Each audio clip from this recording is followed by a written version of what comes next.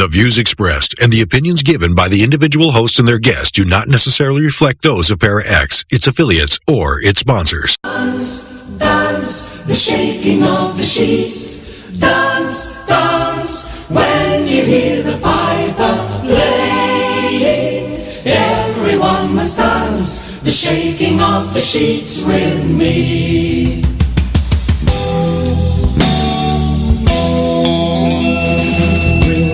The beggar, bring away the king, and every man in his degree. Bring away the oldest and the youngest thing, come to death and follow me. Bring away the merchant who made his money in France, and the crafty banker too. When you hear the piper, you and I must dance, the dance that everyone must do. Dance, dance, the shaking of the sheets. Dance, dance, when you hear the piper playing. Everyone must dance, the shaking of the sheets with me.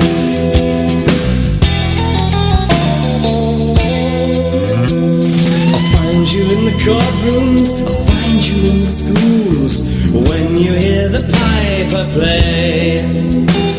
I'll take away the wise men, take away the fools, and bring their bodies all to clay. All the politicians of high and low degree, lords and ladies of great and small. Don't think that you'll escape and need not dance with me. I'll make you come when I do call. Dance, dance, the shaking of the sheets. Dance, dance, when you hear the piper playing. Everyone must dance, the shaking of the sheets with me.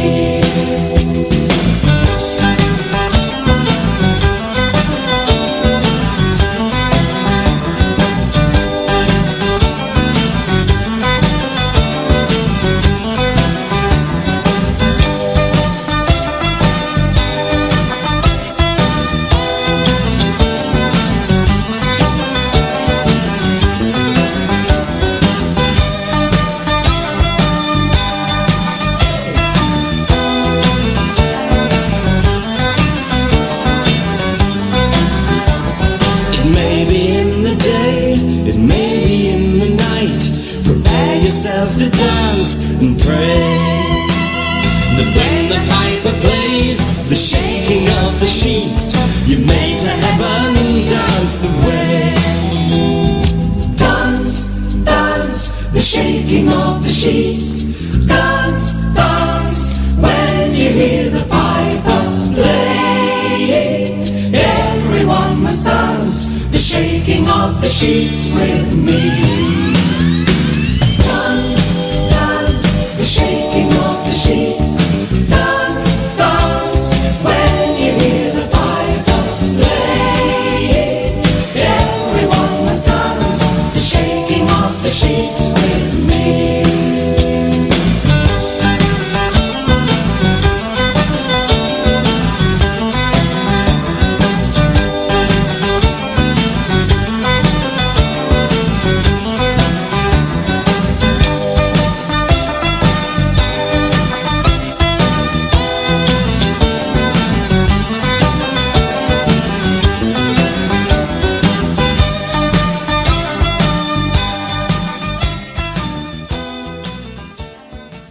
Welcome to Stirring the Cauldron.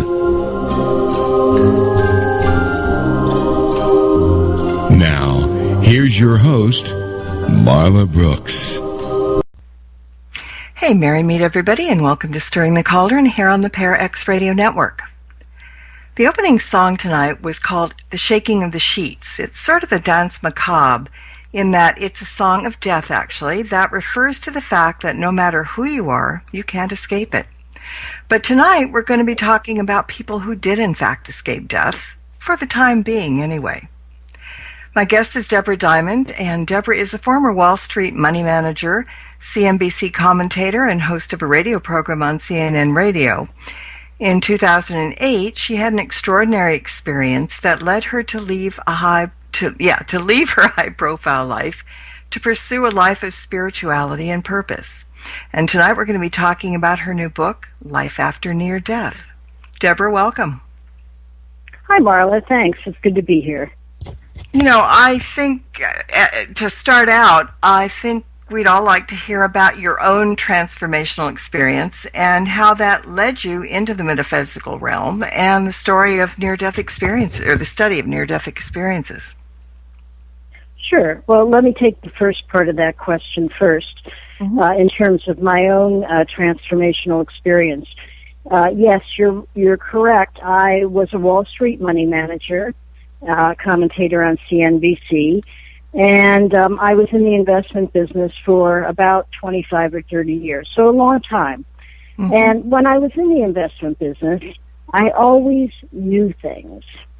In other words, someone would drop off an annual report or prospectus on my desk, and without even opening it up, I would know about the company, and I would know about the industry and the management and the product before reading the prospectus or the annual report. And I never understood how I knew these things, but I just knew them. And my boss used to say, Debra, you have good instincts. So I used to think, yeah, I guess I just have good instincts. Marla, in the investment business, no one talks about being a psychic. The word psychic just never enters the nomenclature of the investment business. Although they do say, what does your gut tell you? So, when I was in the investment business, I had this ability to know things. Now, in 2008, I decided I would take an intuition development class because, after all, I had pretty good intuition, I thought, and I thought it would be fun to learn some tools to tune it up. So I signed up for a class in New York. It was a weekend class, and there were about 25 people in the class.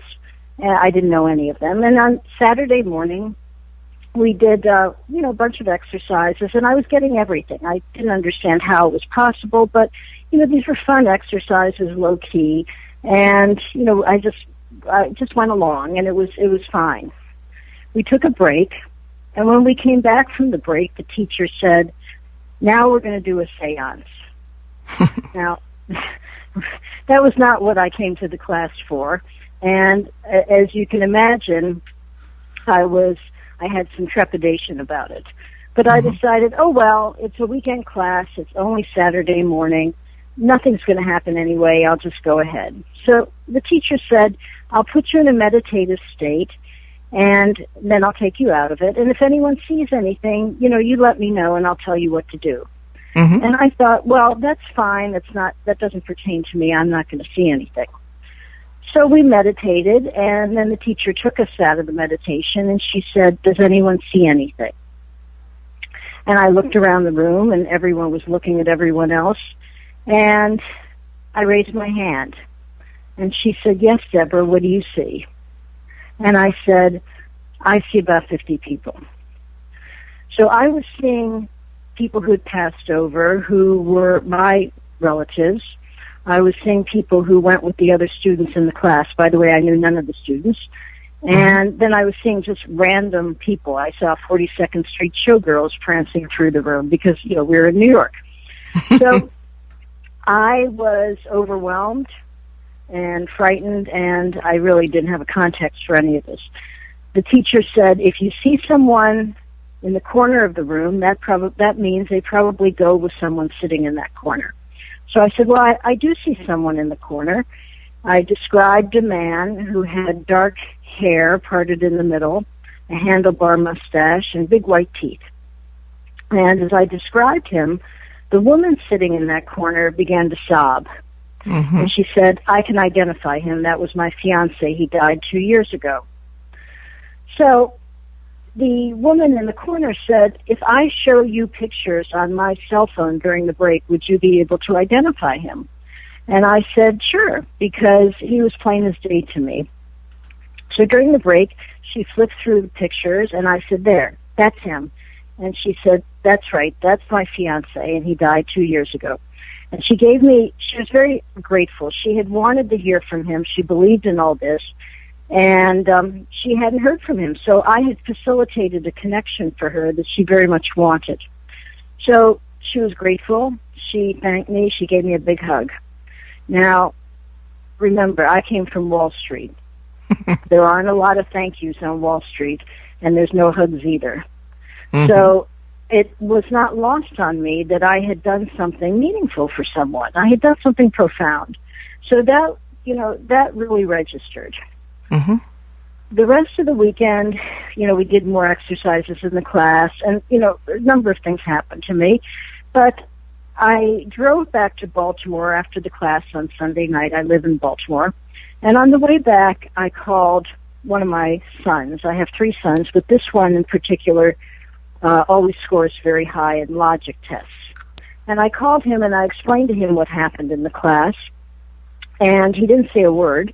But when I was all done, he said, well, that makes sense. We're just energy, and the energy has to go somewhere. Mm-hmm. So that gave me a context for what had happened, although, I was still overwhelmed.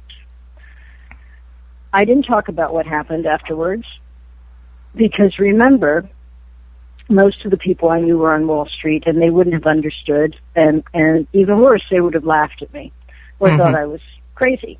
So I didn't say anything. A number of months passed, and that summer I decided to go to Taos, New Mexico. I don't know if you've ever been to Taos, but I had been out there a number of times in the past, and it's an interesting, community. There are a lot of writers and artists and musicians and psychics there. And I'm an artist and a painter, and I thought I would go out there for a few months to paint. So I rented a place for 2 months, and I went out to Taos. And a few years later, I was still there. And that's actually a very common story for Taos. When you ask the locals, how long have you been there, they say, well, let's see, I came out, I've been here for, I came about 20 years ago, and they're still there. So, people tend to stay. It's got a magnetic attraction for many people. Yeah, it does. And in Taos, when people say, what do you do? And you say, I'm a psychic, they say, me too. So it's very different from the East Coast. And in Taos, that's where I began to unpack what had happened to me, work with the energy that Spirit gave me, and relax about what had happened, and put these gifts to work. So that's really where the transformation, unfolded. Now, in terms of how I got involved in the near-death experience world, eventually I came back to the East Coast. My family's on the East Coast, and it was time to come back. And when I came back, I thought, well, that's the end of, kind of working as a psychic. Because in Taos, I had done readings and workshops and a number of things. But when I came back, I thought I probably won't be doing as much of that. But that turned out to not be correct. When I came back, people began to ask me to do readings for them. And I was asked to do a reading for a famous NDE, or near-death experiencer, a man who came back from his near-death experience with unusual artistic abilities that he didn't possess before. So I read for him. This is in Washington, D.C. I read for him in Washington, and, psychics see things in symbols, and I was getting some very unusual symbols when I read for him, unlike the symbols that I get when I read for other people. So when I came back to Baltimore that night, I started thinking, what happened to him? And why did he end up with these gifts, and what's he supposed to do with them? And what about other people? What do they get, and how do they get it? So I Googled near NDE after effects, and I found that there wasn't any research done. So I decided, well, I guess I'll have to do the research. Now, it's not as far-fetched as it may seem, because remember, I worked on Wall Street. The first 10 years on Wall Street, I was a healthcare research analyst. And not only that, I worked on companies and products that were so early stage they weren't even cutting edge. So I was used to doing this type of research, original research. So that's how I got involved. It's kind of fascinating because in the book you're not just telling stories about people who have had NDEs, you're also talking about the after effects of the experience. As you said, this one man developed a talent that he didn't have. Also, you talk about people having advanced hearing or elevated IQ, spontaneous healing. It's all pretty amazing. How do you attribute, what do you attribute to that? How can having an NDE all of a sudden do things like that to people? Sure. Well, you're right. I decided to do research into essentially two silos or two buckets of types of after effects. Now, people come back from NDEs with many types of after effects, and there has been a bit of research done into social or psychological after effects, and that includes things like 65% of NDEers get divorced because what happens is they've changed so fundamentally, and their spouse will say to them, honey, if you just stayed the way you were, we'd be fine. But they can't. They've really changed, so they can't. Many of them come back and they say they're more spiritual. Many come back as psychics or mediumistic. Now, I decided that I was not going to focus on those folks because I couldn't really measure the difference. If they were spiritual before and they're more spiritual now, you can't really measure that. But if somebody comes back with newfound artistic ability or enhanced vision, and the vision has been measured before and after the NDE, that is irrefutable, and that's what I was interested in. Irrefutable, demonstrable after effects.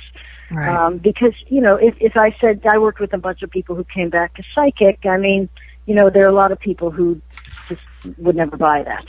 So I wanted something that was a little more substantial.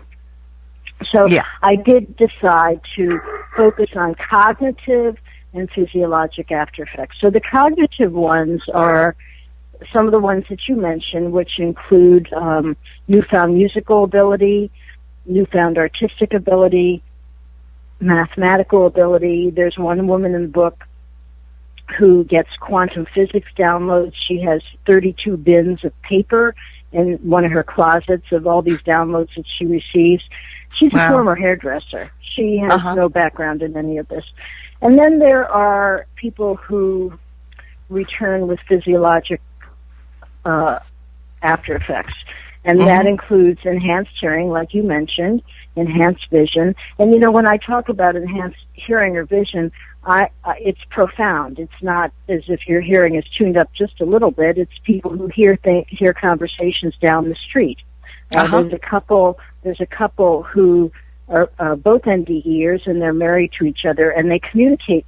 They both have enhanced hearing, and they communicate with each other this way when they're separated, when they're traveling. They can hear each other from great distances.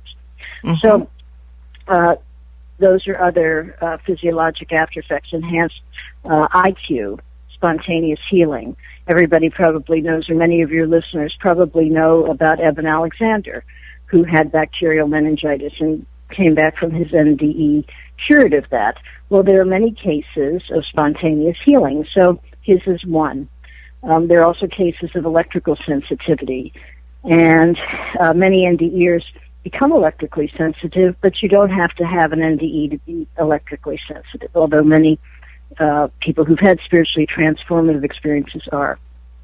So you asked the question about, why did they receive these after effects? And, what's the link between them?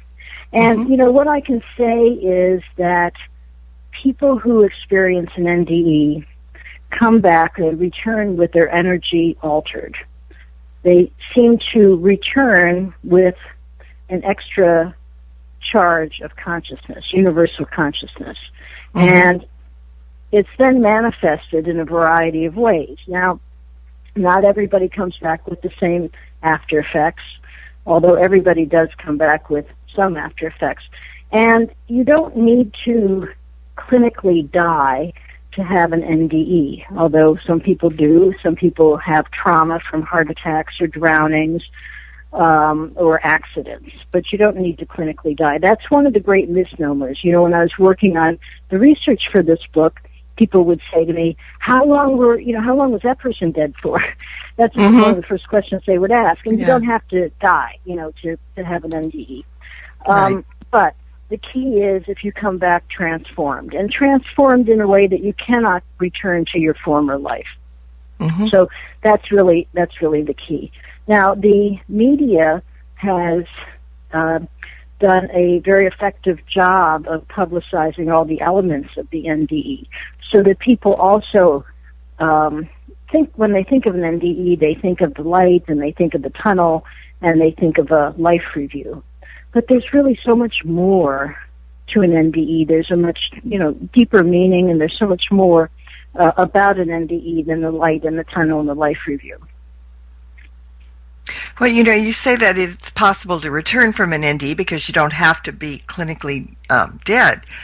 But, one of our good friends and a show host here on Para X, Reverend L. Newman, she does a great deal of hospice work, and she saw the banner for this week's show, and she sent a note saying that she had so many hospice experiences with NDEs, and that kind of led me to wonder if the NDEs experienced by terminal patients who aren't long for this world are completely different than those who come back, perhaps younger people, and live long lives after experiencing an NDE. Have you done any research on the difference between the two?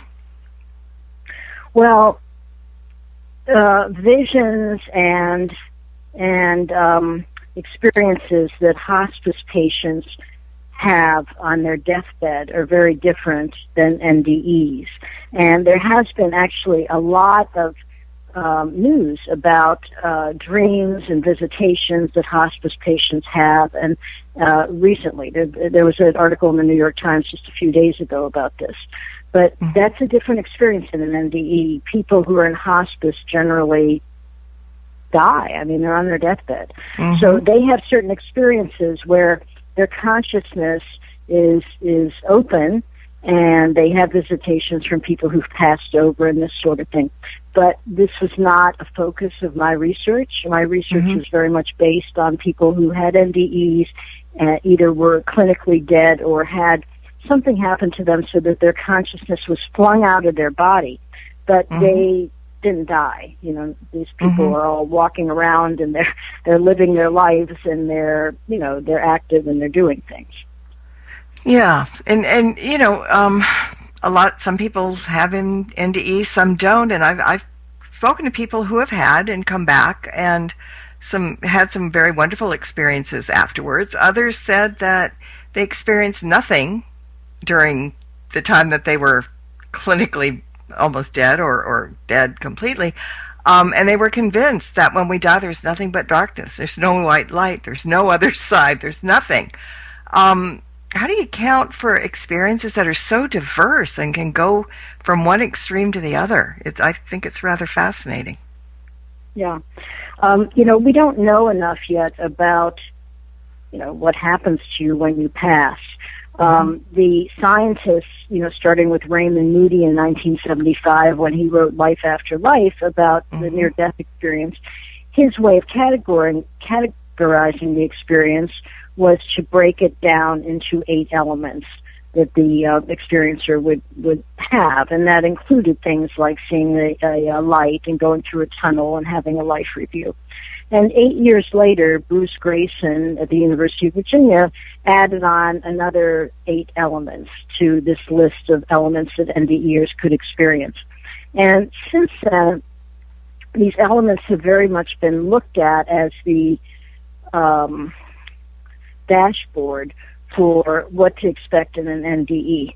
But you're right, because there are many people who only experience one out of all the elements.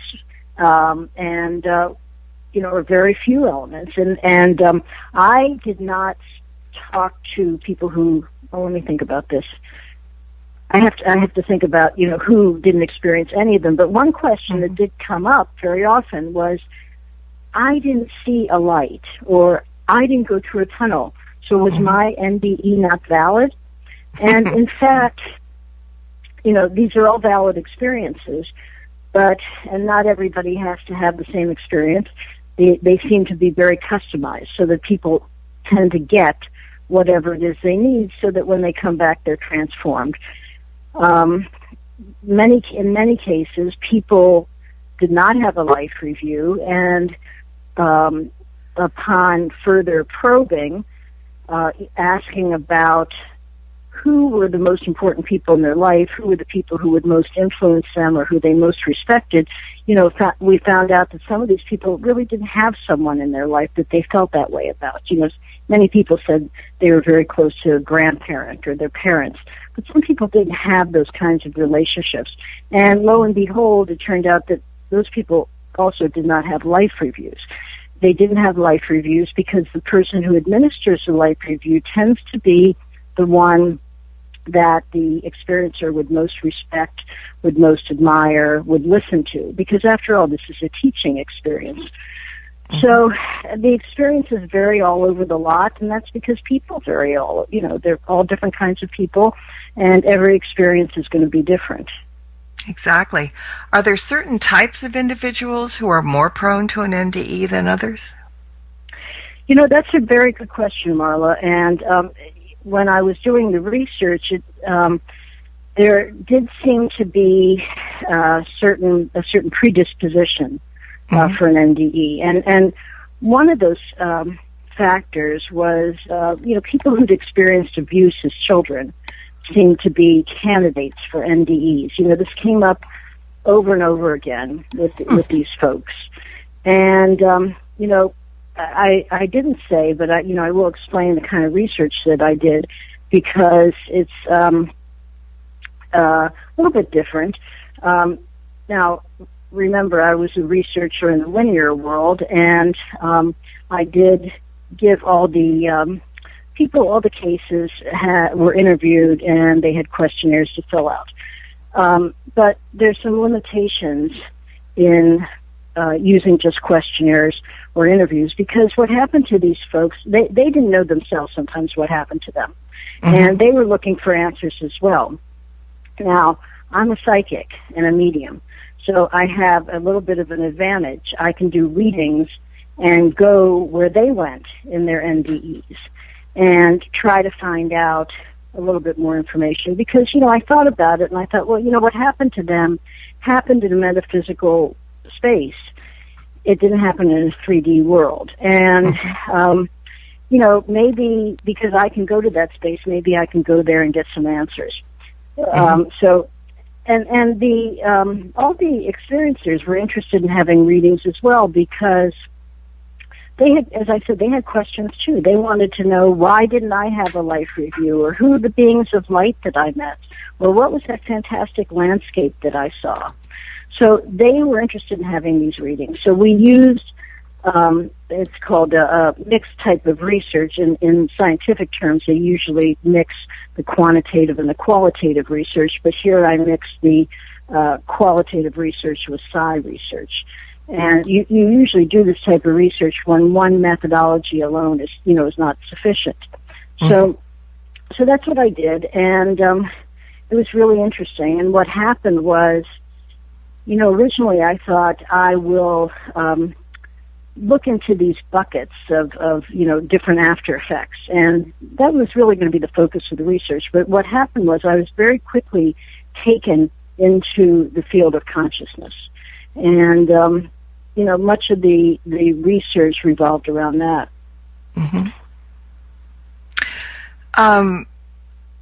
One of the after effects of someone who has experienced an MDE seems to be coming back with a mission or a purpose.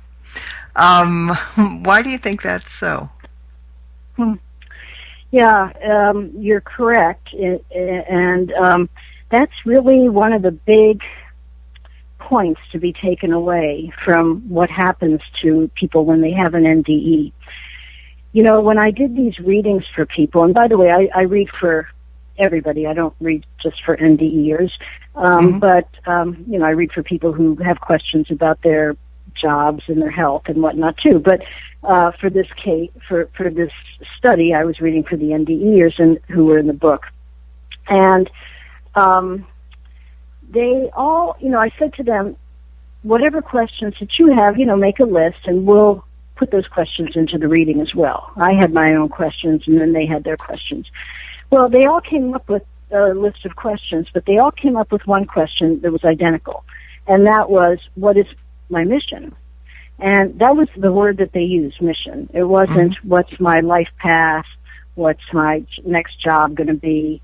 It wasn't anything like that. They always said, what's my mission? As if they had been given a mission when, after, in this experience. And why is that? Well, it appears as if the universe plays a key, if not the key role in these NDEs. These are not man-made events. These seem to be events that are constructed by the universe. And it appears that these people return to Earth to be pillars of light, to light our Earth. And that's a good part of their mission. But for each of them, they have to determine how they're going to do that. Now, for the luckier ones, they've got some kind of ability that they can use that is translatable to, many people on Earth. For instance, the people that have musical ability. They can touch people with that ability. We have new age musicians in the book. We have artists in the book who, have had gallery shows, and people come to the shows and are moved to tears when they're standing in front of the art, and then have their own interpretation or their own stories about what happened to them that this brings on. So for the luckier ones, they have some kind of talent or ability that's translatable on Earth. But for many, many of them, they can't find what it is that they're supposed to be doing. They don't know what their mission is. All they know is that they have one, but darn if they can, tell you what it is. So a lot of them can spend a lifetime wandering, looking for what it is that they're supposed to be doing, and that happens to many NDEers. They move from place to place, trying to find, that maybe it's just around the corner. This one thing that they can do that's going to satisfy the universe's direction for them. So it's tricky, but they do come back. It does appear they come back with a mission to satisfy. And then, that brings up the question, what is it that the universe knows about us, about Earth? And, why does the universe, why are they doing this? And I think if you look at the number of people who are undergoing spiritual enlightenment or having some sort of spiritually transformative experience now, and I see a lot of them, and you probably talk to a lot of them too through your show, it just seems as if there's definitely a shift happening. And NDEs are just part of that. It appears as if the universe is going through a transition or a transformation, and NDEs are just a part of that. Yeah, well, I think all of us who live in the metaphysical world instinctively know that there is a larger mission out there. And that's why we're out here doing the work that we do in one form or another. But there are millions of people who have the same gifts that others acquire because of NDEs, but they've been born with these abilities rather than having them brought on as a result of a life crisis. In fact, many believe that we're all born with such gifts. Some exhibit them naturally and utilize them. Others don't believe in it or just have no use for it. So those gifts lay dormant throughout their lives, while in other cases, a catalyst is needed to kick it in, perhaps in the form of an NDE. Do you personally believe that everybody has these innate abilities and maybe they just do need to be kick-started, or do you believe that some people don't? Marla, I I wouldn't know, if everyone has the abilities, but it appears as if in the cases of the NDEers, that many of these people were living a life that, for instance, many of them I mentioned were victims of abuse as children. Many of them lived lives that were referenced by darkness. And, it appears as if they go along for a certain period of time in their lives until the universe says, okay, you're a candidate. The universe has its eye on them. And at some point, the universe steps in and pulls them out and says, this is sort of the exquisite moment when we're going to take this individual. And this is what I saw when I was reading for them. This is how they feel as well. And these are not events that are, again, they're not events that are brought on by the individuals. They just seem to happen, and many of these people, they seem to happen after a very long period of struggle. Just about at the time when people are just about ready to give up. In fact, in the book, manifestation and intentionality, is a chapter in the book, and we talk about what role intention and manifestation plays in an NDE. And it appears as if a number of these people outright asked for their NDEs. I mean, there's one person in the book who was standing outside the temple in Willamette, Illinois, watching people get married, and she said, God, I'm not taking one more step forward until you show me something. She was looking for the answer. She felt that there was something more to life than what she was experiencing. And, an hour later, she ended up in the intensive care unit at the hospital with a cardiac event. And when her parents came to the hospital, the doctor said, why didn't you tell us, about her heart condition? And they said, what heart condition? She doesn't have a heart condition. So, there are a lot of strange things that happen to these people for, quote unquote, no apparent reason. There's another case in the book, a physician.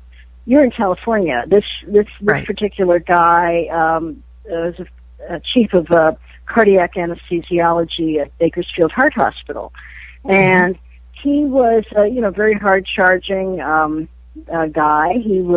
He and his wife lived in a 15,000 square foot house. They needed cell phones to find their kids. He would get up, he would go to work at 6 a.m. driving either his Hummer or his sports Mercedes, and if somebody tried to cut him off, he'd go after them. He'd be talking on the phone to his stockbroker or the nurse. And one day when he was at home, he got a call from his doctor, and his doctor said, we have good news and bad news. Well, all he heard was the bad news, which was prostate cancer. He ended up having multiple operations, and in the process, I think by the time of the fourth operation, he became addicted to pain pills. He was depressed, and his cancer was not cured. So eventually, they were going to do his seventh operation when sepsis set in, and he was ambulanced to UCLA Medical Center. While he was on the table, he had the operating table, he had his NDE. And following his NDE, within 2 days after his NDE and after his this emergency surgery, he was cured of his cancer, he was cured of the sepsis, his addiction to pain pills, and depression. And he went out and he sold his 15,000 square foot house. He gave up his medical practice. He bought a Prius. He completely flipped his life upside down. So this was not he did not create this event. I mean, a lot of people say to me, how can I have one of these things? They sound so wonderful. It's a way, for your dormant abilities. You talk about your dormant abilities. It's a way to get at those dormant abilities. And I think, maybe I didn't do a very good job of explaining this, because it's not a panacea. It's the silver lining in a very dark cloud. And takes, it's a lot of adjustment. There's on average about 7 years before someone adjusts to an NDE. It's tricky. Mm-hmm. A long time coming sometimes, because it does kind of come out of the blue to a lot of people. I've got a couple of questions from the chat room. Patty is asking, she said that she's read that many people are upset, very upset and depressed that they came back because it wasn't their time to pass yet. How do they get past that? Have you met anyone that has experienced that? Oh, absolutely. Yes, Patty, that's a important question to ask, and it's a topic that's discussed quite a bit. It's a little known fact, but there are people who actually had such a wonderful time in their NDEs that when they come back, they want to go back. So there's a high rate of suicide among NDEers. We don't know the rate for certain, but many of them do want to go back because it was so beautiful over there. After all, if you're shown all the secrets to the universe and you are in utter light and perfection, and then you come back here, it's a shock. Back to the mundane, yeah, and that's a real issue. So there's a case in the book of a man who I didn't discuss the after effects that he went through, but he spent several years after his NDE, essentially trying to hurt himself. So he would do things like get in his car and drive 120 miles an hour in the rain at night, hoping something would happen. And all that would happen was he would get pulled over by the police, and they would say, you need to be more careful. I mean, he tried everything, to escape. And you know what? The universe didn't have that. That wasn't part of their plan. They had another plan for him. And now he's finally adjusted. And as a matter of fact, I put a letter that he wrote to me on the Facebook page for Life After Near Death, thanking me for helping him with his journey. And he said it's, just becoming more and more satisfying and meaningful all the time. But participating in this study and being in the book for him was, a tremendous, achievement. And, it was meaningful for him. And, but it did take him a while to get there, and I don't think his story is completely unique. I think, it's a struggle when they come back. A lot of them have difficulty keeping track of time, because now, part of them is out in the universe. Part of them is in the universe and part of them is on Earth. So, it's a good question. Thank you. Okay. Henry would like to know if someone who has had an NDE, can they communicate with those on the other side whenever they want to? When they come back, you mean? Mm-hmm. Yeah. I think that's how I read it. Yeah. Mm-hmm. Some of them can, but not all of them. As I said earlier in the show, remember I said some of them come back as psychics and some of them come back mediumistic.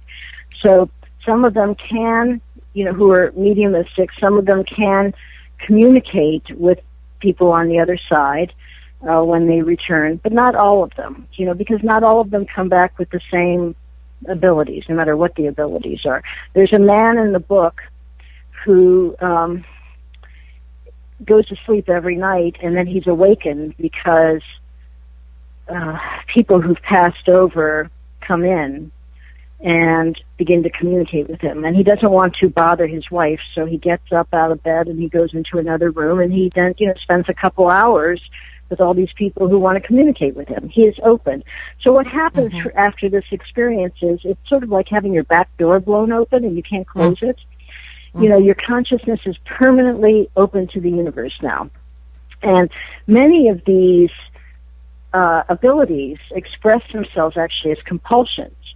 And the compulsions seem to be tied to this overload of consciousness that, the people are experiencing. So, they work it down and then it builds back up.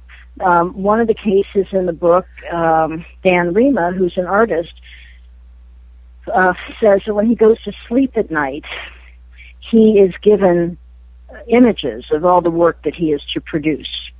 Mm-hmm. And when he gets up in the morning, he goes down to his workshop in his basement and he begins to work. And he usually works on 5 or 6 pieces at a time, and he'll work steadily for 5 or 6 months until he burns up all the energy. And then the cycle starts all over again. And if you talk to other people who are artists and musicians and whatnot, they all have a similar story to tell. They are never out of inspiration. There's a compulsivity to to what they're doing, and I attribute that to the fact that they have an overload of consciousness. I think all of us are born with a certain amount of consciousness. Some people use more than others. I mean, there's some people who walk around, they don't seem to have any consciousness. But, but we all have consciousness. Well, the difference between us and MBEers is they have a lot more than any of us, and that's what makes life so difficult for them, because they are, they're just more porous, and lots of things that most people wouldn't pay any attention to are have a tremendous effect on them. Mm-hmm. We were talking about suicide a couple minutes ago, and there's a question from the chat room: with suicide, can they go back? I we guess don't know. as opposed to going to hell, I guess is what right. or whatever. Yeah, he's saying the Bible condemns suicide, so I know that's a religious aspect of it that probably is not in anybody's research, but it may be also. It's an interesting thing as far as belief systems, because if you believe that you can't because suicide is a sin, well, you probably won't end up where you think you would like to be. Not saying that there's hell, but yeah, I think that probably would fit into the category of individual experiences and certain types of people and their belief systems. Do you agree? Well, we can't interview these people, the people who decide they're going back and they commit suicide. So, we don't know for sure. But I can tell you, because I am a medium, and when I do readings for people, sometimes, I'll have an interaction with somebody who has died suddenly and tragically, either from an accident or from a suicide, something like that. And they seem to be, and you probably heard this from other guests on your show and all the work that you do, but they seem to be kind of stuck. They haven't quite reached the other side. Many years ago when my mom passed away and we had hospice for her, the hospice people said something that I'll just never forget. And they said, when you pass, if your body's ready and your soul isn't, you don't go. And if your body's not ready and your soul is, you don't go. Your body has to be ready and your soul has to be ready. And so these people who, die suddenly or tragically, their body and their soul weren't ready, and that's why they don't seem to, move on. So, and I see that quite a bit. I can always tell when I'm reading for someone, and somebody comes in from the other side in the reading, and they're stuck. They either think they're still alive, they don't realize that they died, or they're still attached to this side, and they haven't quite moved on. It's difficult. And then there are a lot of people that are afraid to pass over or to cross over because they think that they're going to go straight to hell because they might have done something. Again, it's in your belief system, and so they hang out, just out of fear. They're not going anywhere because, unless somebody from the other side that they know and trust comes through and says, hey, look, I'm paraphrasing, right? It's not what you think. It's all right to come over. You're not going to go to hell, blah, blah, blah, blah, blah, But there are a lot of people that are extremely frightened of going because they might have just done something that they think is probably a cardinal sin, the worst thing that they could have possibly ever done. And in all truth, it probably isn't. But as you said, there's also the cases of those who don't know that they've passed. I mean, it's a dime a dozen reasons why some people stay, some people don't, but that's a very interesting point about the soul and the body having to be ready in order to go. Right, they have to be in alignment. And, what you say about people, something happened to them in this life, and then they're afraid to move on because they're afraid of the repercussions. And that was something that came up with a lot of the NDEers too, because a number of these people were kind of bad people, and the question sometimes comes up, what is the quality of the NDE at all related to the way they live their life? Or if there was a religious aspect to the NDE, in other words, if you're a Buddhist, you see Buddha. Right. For a lot of these folks, they had NDEs that really caused them to come back and only want to do good. There's one guy in the book, Robert Bear, and he was a cop, actually in South Central LA. And then Watts, and he was in the riot squad, so he used to beat people and gas people, right? I mean, he was a tough guy. And he had his NDE. He actually went out to Phoenix to visit his son and had a lovely visit with him, and his son took him to the airport. And he said when he got to the airport, he just really didn't feel well. He said, but John Wayne'd it at the airport until he got on the plane, and he dropped dead on the plane. Now, there were paramedics on the plane, so they revived him. But he had an NDE, and in his NDE, he saw and heard, people that he knew saying things about him that, he just wasn't privy to, when he was here. So he heard a lot of things about him that he didn't really want to hear. And when he came back from his NDE, he said, I only want to do good. And every time I talk to him, he'll say that. I only want to do good. And now he's a grant writer for not-for-profits, for, things like Unwed Mothers. And he lives in Oregon, and he was voted the Citizen of the Year in his community, and he coaches Little League. I mean, he is not the same person, And he was, I think, really frightened, by some of the things he saw and heard in his NDE.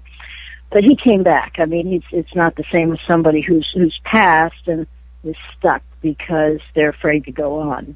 When we're running out of time and there's so many things to cover, but something just occurred to me that when people have an NDE and they come back and they're having such a hard time to adjust, many probably don't know that there's help out there. They can talk to people. They might just go to a counselor or a psychologist or something who doesn't even understand the process and mess them up even more. Have you had that kind of experience?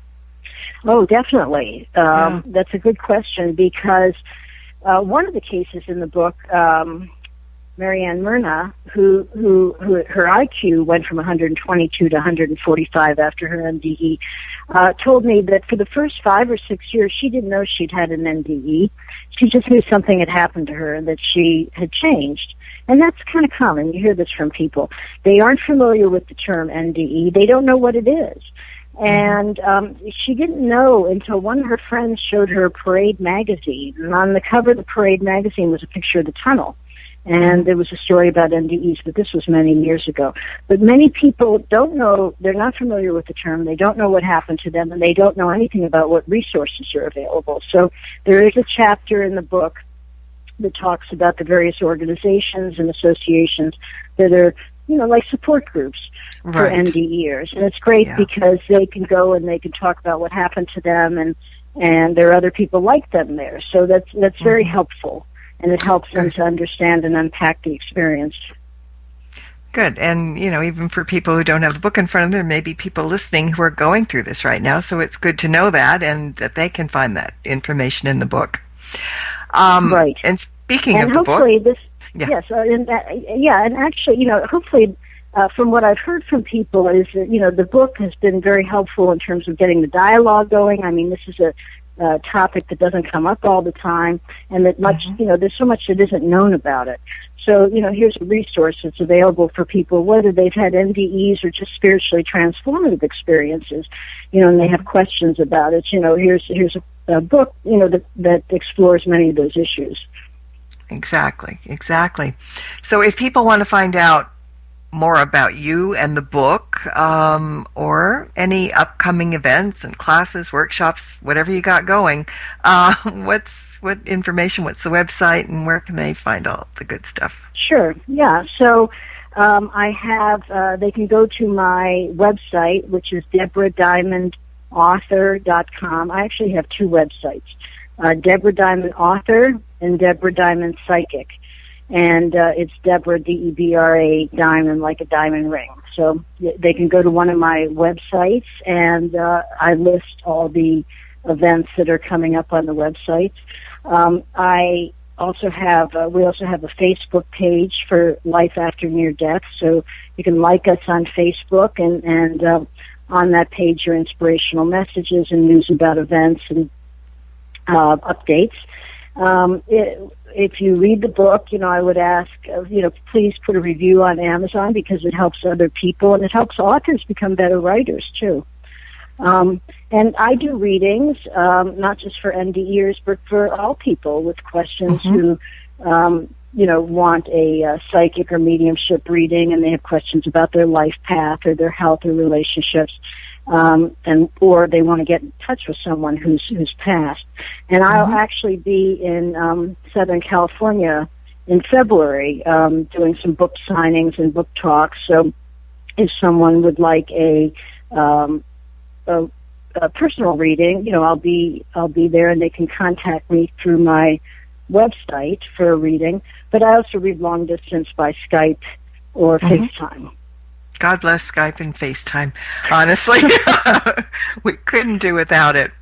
Well, I want to thank you so much for joining me tonight. You have my audience in the chat room enthralled. They're demanding an encore. You have to come back, please. They're even begging. They don't usually beg, so this is good. So we'll get you back on, and we'll do some more talking about it. But again, thank you so much for taking the time tonight. Much appreciated. Thank you, Marla. I enjoyed it. And I want to thank everybody for listening in too. And until next time, everybody, blessed be and merry meet again. Good night. This has been another edition of Stirring the Cauldron with Marla Brooks. Be sure to tune in next week at this same time for another great guest and more cauldron stirring. Any rebroadcast or other use of this program without explicit permission is strictly prohibited. Copyright 2014. Moonlight Hall by Kevin MacLeod, licensed through Incompetech.com.